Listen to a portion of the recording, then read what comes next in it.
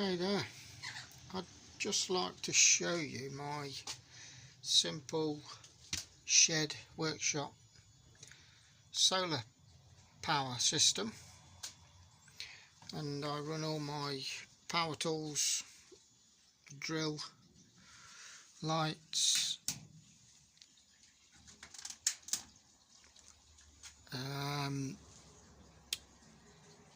grinder, charge batteries,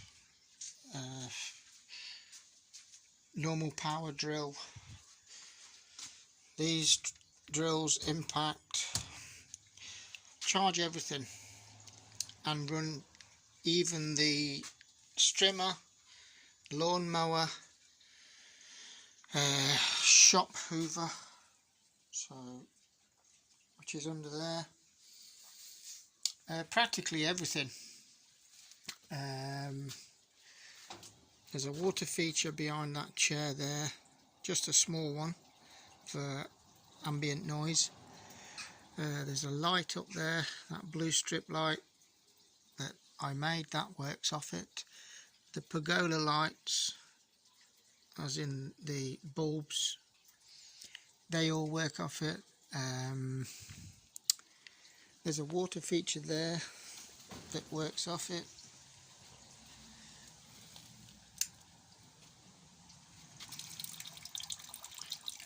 It's a little bit blocked, needs cleaning out. So yeah, that works off the solar system. Even these flame lights, I rigged them up to it as well, because I was fed up with the batteries. Keep going. We've got two of them, so they lay unused for ages because the batteries didn't last long enough.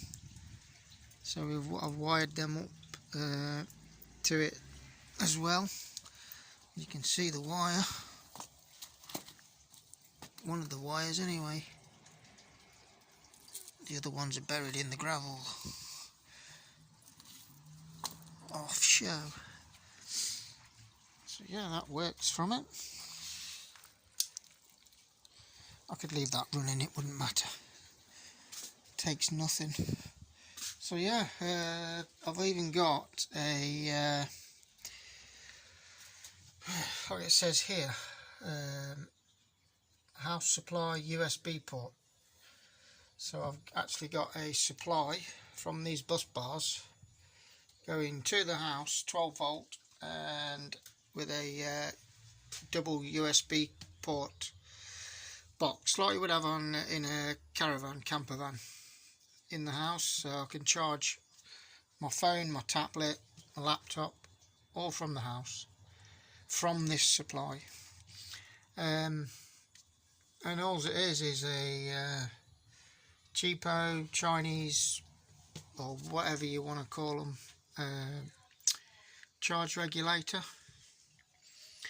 We've got a monitor. You don't really need that, it just shows you what the panel's doing at the minute. The panels are 120 I think, or 150 watt, but there's no sunshine on it yet. It's only producing 1.5 amps, 1.53 amps.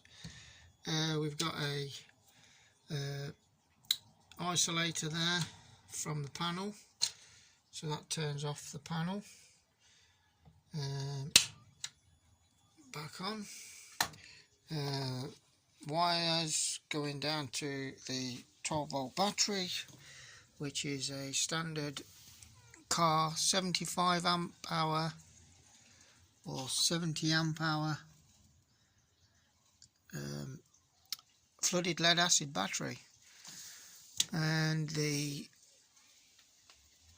inverter is a 3000 watt, or is it? Oh right, so it's 1200 watt to 2400 watt peak output. But my lawnmower is a 2000 watt lawnmower, and it provides power for that enough to cut the grass and doesn't kill the battery. I can manage to get the grass cut. It's only a small lawn, it takes about 15 minutes, and this doesn't even get hot from it. It doesn't even really put the fans on. It's I don't know how you pronounce that, or one or whatever. That's the only thing I don't like about it, is that bloody long squealing tone from it. I suppose I could cut the speaker, but then then I wouldn't know if it was doing anything wrong, as in the alarm. But yeah, it's got two sockets, outlet. Yeah, so you could charge your batteries up from it, plug your battery chargers in, plug your drills in. Yeah, and I've never had a problem with it. I've never had it die, never had the battery go flat. It's fine. It's got a big enough panel on it. I think it's 150 or 120 or 150 watt panel. Yeah, so that's about it. So it's gone up to 2 amps now. Sun's going back down. But no, you don't need this. I mean, it's just giving you, so you can actually see what's going on in real time. But you don't need that. And like I say, we've got 12 volt supply to the battery, 12 volt supply to the inverter. The inverter will run anything that's 240 volt,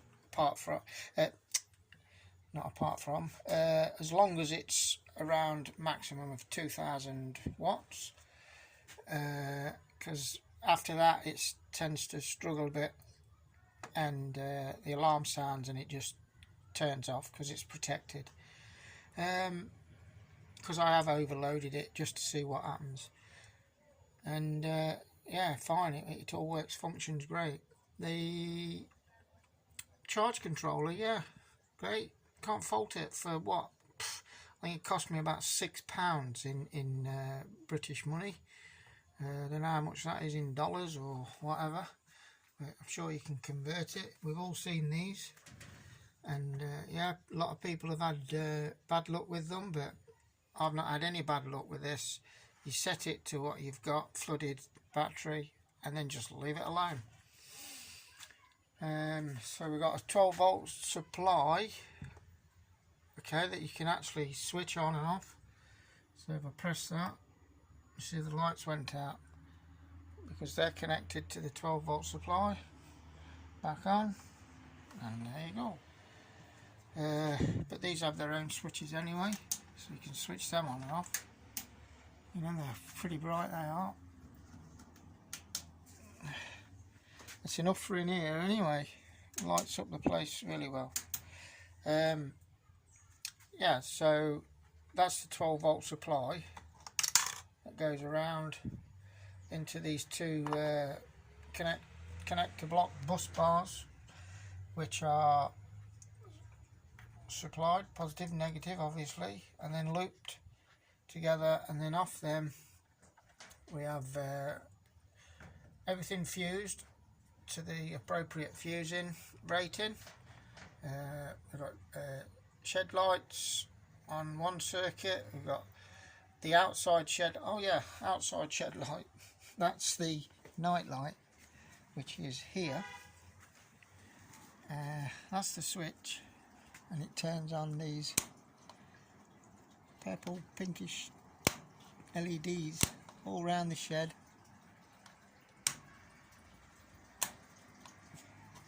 They go all around the shed at night time, lighting up the walkway.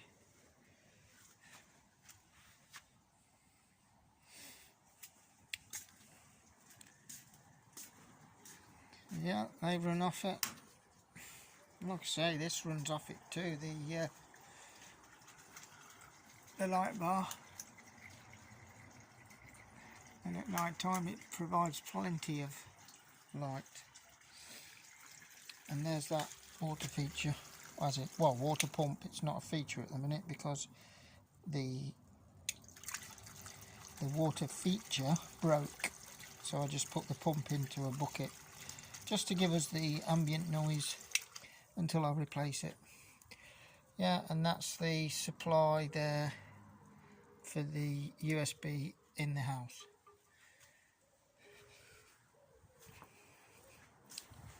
So, and that's about it. And that all runs off one 12-volt flooded battery. Plenty good enough. Anything else? I cannot think anything else. So yeah, there you go. Easy to do, relatively simple. Yeah, only have to be a little bit of electrical knowledge to wire it up. It's pretty self-explanatory. Yeah, job done. Thanks for watching, and don't forget to subscribe. Goodbye.